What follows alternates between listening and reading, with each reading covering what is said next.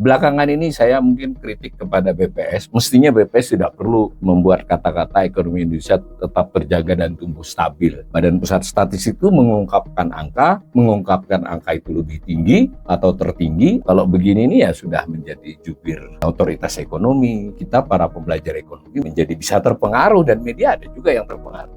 Ini 5,05, tahun lalu 5,17, sebelumnya 5,46, sebelumnya lagi 7,8, kan paling rendah sebenarnya. Maka hasil yang diterima orang yang bekerja di sektor pertanian relatif kecil. Ini menjelaskan mengapa separuh penduduk miskin kepala rumah tangganya bekerja di sektor pertanian. Dengan demikian saya tidak melihat pertumbuhan ekonomi triwulan 2 berdasarkan komponen pertaniannya bukanlah berita baik. Tetapi melihat prospek pertambangan mungkin dia belum menurun drastis, tetapi dia tidak lagi bisa menyumbang pertumbuhan yang besar di tahun 2024 seperti dia sumbang di tahun 2022.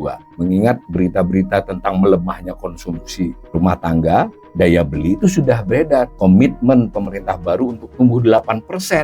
Ya kan tidak bisa tiba-tiba, karena untuk meningkatkan produksi itu harus ada kapasitas produksi yang meningkat. Kapasitas produksi tidak bisa meningkat dalam tempo 1-2 triwulan, tapi tahun. Jadi kalau mau tumbuh, melompat, itu berarti 1-2 tahunnya harus ada ancang-ancangnya dulu, dan ancang-ancang itu belum terlihat.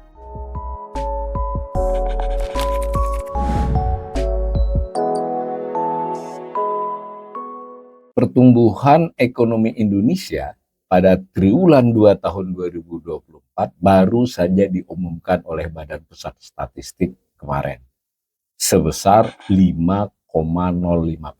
Perhitungan itu adalah pertumbuhan triwulan 2 tahun 2024 atas triwulan 2 tahun 2023. Jika dilihat selama 1 semester, 6 bulan, itu pertumbuhannya mencapai 5,08%. Angka tersebut dinilai oleh banyak pihak cukup baik karena beberapa hari sebelumnya banyak yang memperkirakan pertumbuhan triwulan 2 hanya 5,0%. Apalagi pihak pemerintah dalam hal ini yang sudah secara jelas kepada publik berbicara, Ibu Sri Mulyani selaku Menteri Keuangan yang mengatakan bahwa pertumbuhan tersebut cukup tinggi. Kemudian disusul oleh Menko Perekonomian Erlangga yang bahkan lebih tinggi lagi klaimnya, di mana Menko Perekonomian mengatakan ini termasuk yang lebih tinggi dari banyak negara. Dia sebut beberapa negara. Oke. Tetapi jika kita perhatikan angka dari tahun ke tahun, sebenarnya triwulan 2 tahun 2024 ini justru paling rendah selama 4 tahun terakhir. 5,05 itu paling rendah. Kalau diambil jangka yang lebih panjang dengan pengecualian tahun 2020 karena pandemi COVID, itu sebetulnya 5,05 ini juga bukan yang termasuk yang baik ya, di bawah rata-ratanya.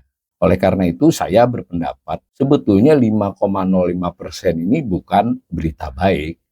Artinya kalau 5,05 kemudian lebih rendah dibandingkan triwulan 1 yang 5,11, maka kemungkinan selama setahun, jadi kurang 6 bulan lagi dalam pelaksanaan semester 2 itu, maka perekonomian Indonesia akan sulit melampaui 5%. Padahal pemerintah dalam APBN menargetkan 5,2%.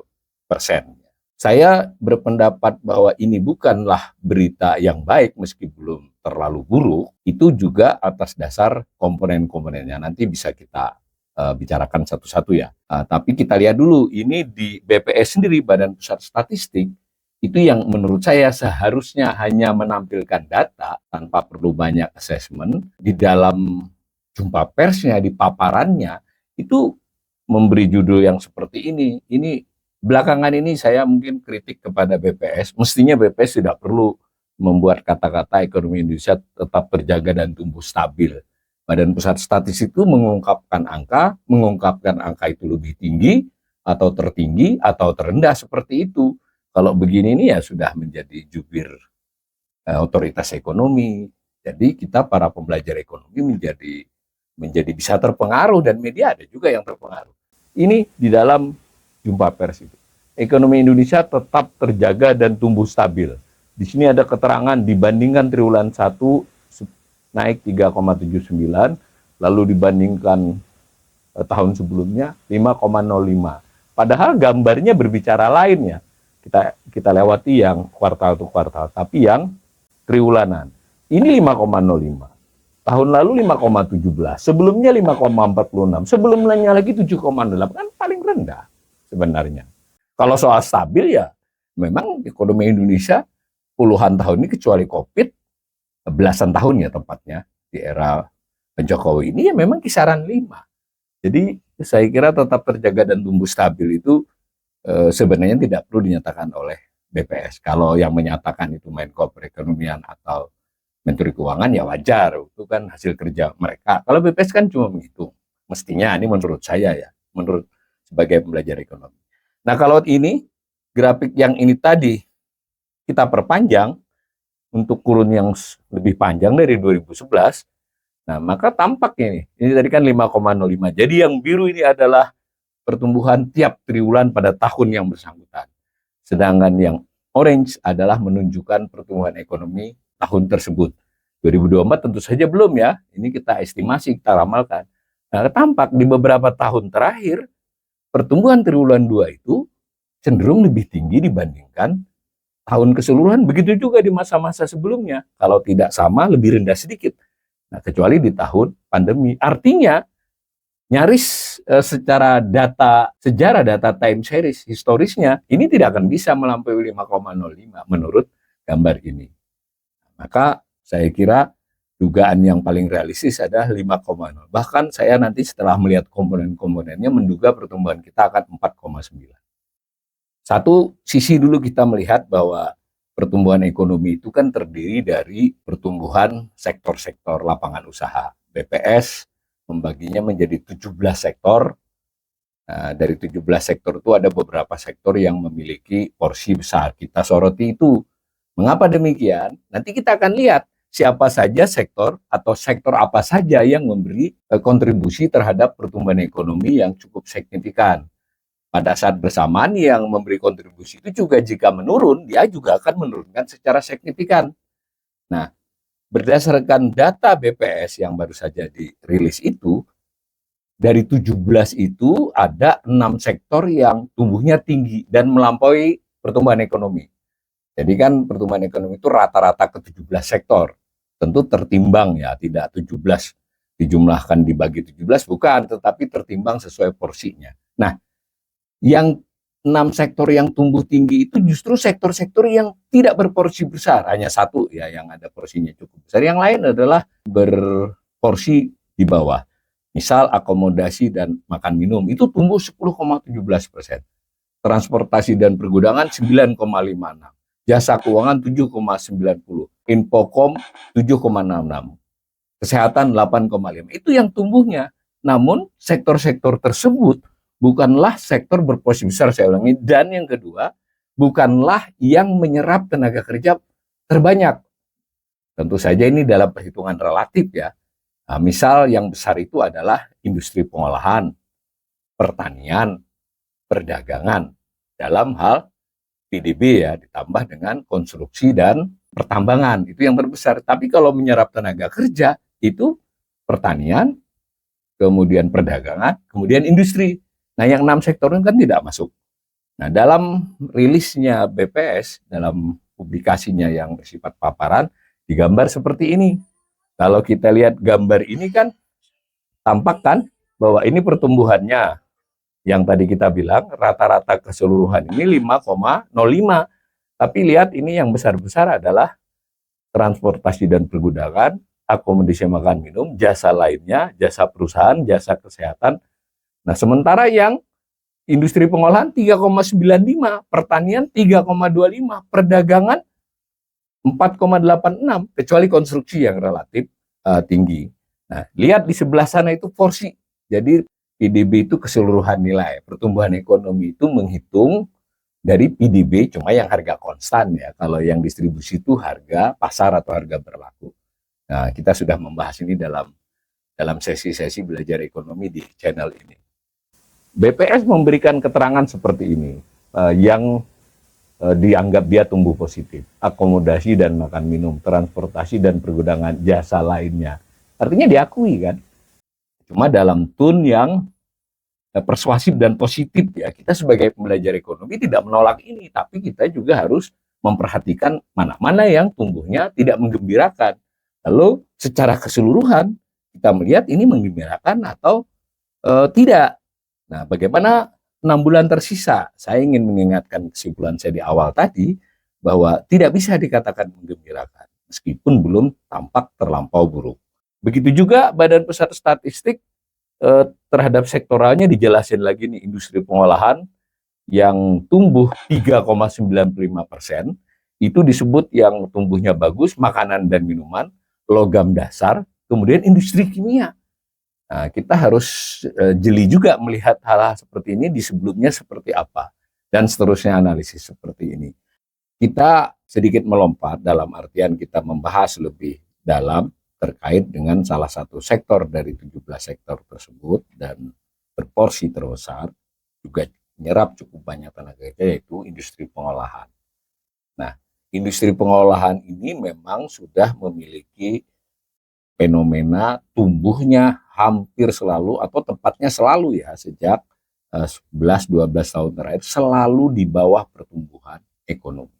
Pada triwulan 2 tahun 2024 ini fenomena itu masih berlangsung. Selama 1 triwulan dia tumbuh 3,95%. Tadi pertumbuhan ekonomi keseluruhannya yang 17 sektor 5,05. Jadi kan fenomena lemahnya industri pengolahan ini masih berlangsung. Bahkan triwulan 2 2024 ini justru lebih rendah daripada 3 tahun sebelumnya. Jadi selama 4 tahun terakhir ini paling rendah. Kalau kita tarik untuk 12 tahun, dia juga tidak termasuk yang tinggi, termasuk yang rendah juga, meski ada tahun-tahun yang sedikit lebih rendah. Kecuali tahun 2020 ini tidak kita perhitungkan. Artinya dengan cara melihat ini, selama tahun 2024 ini nanti, kita sulit berharap industri pengolahan ini melebihi 4,5% pertumbuhannya. Kalau dia di bawah 4,5, ya berarti pertumbuhan ekonomi terancam untuk 4,9. Kalau dia bisa 4,5 sampai 4,7, pertumbuhan ekonomi mungkin bisa 5,0. Tapi untuk di atas 5,0, saya berpendapat itu nyaris sulit buat ekonomi Indonesia. Dengan cara begitu kita juga bisa melihat industri pengolahan ini di setiap tingkat pertumbuhan. Jadi sebesar 5,05 yang tahun kemarin, yang setahun bukan yang triwulan ini, itu berapa sumbangannya? Sumbangannya 0,95% poin. Nah yang 5,05 triwulan ini sumbangannya 0,87% poin. Jadi kontribusi industri pengolahan ini cenderung menurun dalam jangka 12 tahun terakhir ini. Nah dengan demikian ini kan berita buruk, ini memperkuat sinyalemen di depan tadi. Saya termasuk yang berpendapat publikasi BPS itu bukanlah berita yang menggembirakan. Industri pengolahan atau manufaktur masih belum menunjukkan tanda-tanda reindustrialisasi, sebutannya begitu ya. Nah, yang reindustrialisasi itu misalnya digambarkan oleh porsi dia terhadap seluruh sektor, 17 sektor, setahun kemarin hanya 18,67%. Nah, sedangkan triwulan ini juga nggak jauh, hanya 18,90%. Artinya industri tetap tidak bisa rebound seperti masa-masa lampau yang sempat mencapai 29. Bahkan 29% itu sebetulnya belum ukuran industri, mestinya sampai 35%. Begitu demikian untuk industri pengolahan. Lalu mengapa saya berpendapat bukan berita baik juga triwulan 2 2024 ini adalah sektor pertanian.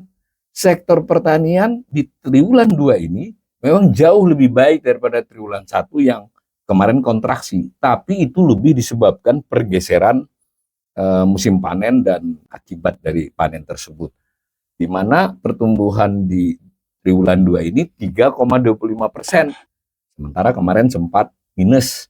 Tetapi kalau kita lihat polanya triwulan 2 3,25 ini belumlah sesuatu yang menggembirakan karena pergeseran dari triwulan 1. Tahun kemarin selama setahun hanya di kisar 1,3% pertumbuhan pertanian. Sebelumnya juga masih rendah-rendah. Jadi selama beberapa tahun ini pertanian tumbuh di bawah 3% dan dalam 2 tahun terakhir malah di kisaran 2. Melihat pertumbuhan triwulan 1 yang negatif, sekarang baru bisa 3,25, maka keseluruhan pertanian pun itu tidak akan jauh dari angka 2% ya selama tahun 2024. Padahal sektor pertanian ini secara porsi adalah sektor kedua. Kedua dan ketiga dia bolak-balik setiap tahun, antara dengan perdagangan juga bertumbuh. Tetapi secara penyerapan tenaga kerja, dia menyerap tenaga kerja paling besar. Kalau kita lanjut pembicaraan ini, jika dia menyerap tenaga kerja paling banyak, sementara dia tidak bisa tumbuh pesat, nilai PDB-nya tidak meningkat pesat, artinya nilai tambah di sektor tersebut landai, stagnan, bahkan bisa menurun. Kalau dilanjut lagi, maka hasil yang diterima orang yang bekerja di sektor pertanian itu juga relatif kecil. Ini menjelaskan mengapa separuh penduduk miskin, kepala rumah tangganya bekerja di sektor pertanian. Nah, dengan konteks pembicaraan kita adalah pertumbuhan ekonomi. Dengan demikian saya tidak melihat pertumbuhan ekonomi triwulan 2 berdasarkan komponen pertaniannya, bukanlah berita baik. Nah, kemudian ini untuk menggambarkan lebih lanjut bagaimana kontribusi pertanian terhadap setiap pertumbuhan ekonomi, poinnya menurun. Jadi hanya 0,16% dari 5,05 di tahun 2023. Dahulunya kita bisa sempat 0,5%, bahkan 0,6% dari setiap pertumbuhan ekonomi. Maka tidak akan jauh dari 0,2% seandainya nanti kita tumbuh 5%. Ya. Ini porsi, jadi porsinya dengan demikian juga menurun atas PDB. Itu pertanian. Sudah dua sektor ini yang kita lihat dari keadaan triwulan 2. Yang satu lagi adalah sektor pertambangan. Sektor pertambangan ini sempat menguat ya kurang lebih selama 2 tahun terakhir lah. 1,5 sampai 2 tahun. Di triwulan 1 kemarin dia sempat tumbuh 9,31%. Bayang ya, padahal di tahun-tahun sebelumnya pertambangan ini bahkan sempat kontraksi atau tumbuh rendah. Jadi ini memang ada kaitannya dengan booming komoditas, juga batu bara antara lain ya. Gas juga masih memberi kontribusi, kemudian logam, baja. Nah, tetapi kita lihat tahun ini, maksudnya triwulan 2 ini, tumbuhnya cuma 3,17. Jadi bisa menimbulkan pertanyaan ini, apakah sektor pertambangan pelan-pelan kembali kepada porsi dalam beberapa tahun sebelumnya. Sayang saya tidak sempat menggambarkan pertambangannya ini, tapi nanti tampak bahwa sektor pertambangan itu memang mengalami penurunan di triwulan 2 ini. Tetapi melihat prospek-prospek pertambangan, mungkin dia belum menurun drastis, tetapi dia tidak lagi bisa menyumbang pertumbuhan yang besar di tahun 2024 seperti dia sumbang di tahun 2022. Itu dari sisi sektor ya. Nah, cara melihat bahwa pertumbuhan ekonomi itu tidak hanya dari sisi 17 sektor, tapi dari sisi komponen pengeluaran namanya, penggunaan. Jadi yang dua sisi mata uang ini ya, dilihat dari satu sisi adalah dia produksi barang dan jasa dari sektor-sektor, dilihat dari sisi lain, dia dalam komponen apa, komponen permintaan, penggunaan, pengeluaran. Misalnya yang mendorong pertumbuhan itu adalah konsumsi rumah tangga, konsumsi pemerintah, kemudian investasi yang disebut dengan pembentukan modal tetap bruto ditambah dengan ekspor, karena ekspor itu kan mendorong produksi ya kalau ekspornya meningkat. Nah, apa yang terjadi? Yang terjadi kalau menurut beritanya yang dipublikasi, konsumsi rumah tangga masih menjadi penyumbang utama PDB. Dikasih lagi, seluruh komponen pengeluaran tumbuh positif. Begitu kata BPS. Ya jelas positif ya, tetapi positifnya lebih rendah atau lebih tinggi dari sebelumnya. Itu buat pembelajar ekonomi mesti mencermatinya sampai situ. Nah, kalau dilihat berita saja, data saja, itu konsumsi rumah tangga tumbuh 4,93%. PMTB itu investasi ya, pembentukan modal tetap bruto 4,43. Ekspor masih tumbuh 8,28. Konsumsi pemerintah 1,42. Nah, dengan cara melihat ini, kita melihat dalam tahun yang lebih panjang. Nah, ini yang disajikan oleh BPS cuma berapa 3 tahun. Itu lihat 4,93 itu lebih rendah dari 2023, lebih rendah dari 2022. Begitu juga dengan PMTB, lebih rendah dari tahun sebelumnya meski lebih tinggi dari tahun 2022. Kalau mau lihat yang lebih panjang, grafik ini, perhatikan bahwa pengeluaran konsumsi rumah tangga itu yang orange, kemudian yang hitam adalah pertumbuhan ekonomi, di mana pertumbuhan konsumsi rumah tangga ini beberapa tahun terakhir di bawah pertumbuhan ekonomi. Di masa-masa lalu setara bahkan sempat lebih tinggi. Nah, kalau khusus triwulan 2 kita melihat data yang ini. Nah, 4,93 lebih rendah dari tahun-tahun sebelumnya. bahkan lebih rendah dari tahun-tahun yang lebih panjang ya. Ini terendah selain masa pandemi. Nah, maka dengan demikian selama setahun berjalan ini nanti juga tidak sulit untuk keluar dari angka 4,9495 untuk 5,0 saya kira berat. Mengingat berita-berita tentang melemahnya konsumsi rumah tangga, daya beli itu sudah beredar. Tidak heran jika Sri Mulyani hari yang sama dengan publikasi beberapa jam kemudian menyatakan bahwa yang akan menjadi perhatian pemerintah adalah konsumsi rumah tangga. Nah, kita bisa sedikit mendalami ini. Kalau memang pemerintah ingin meningkatkan pendapatan lewat pajak yang makin gencar, ya ini juga makin terkendala ya. Apalagi kalau yang diminta bayar pajak UMKM atau semua hal terkait dengan konsumsi masyarakat kebanyakan terpajaki, ini juga akan sulit untuk ditingkatkan.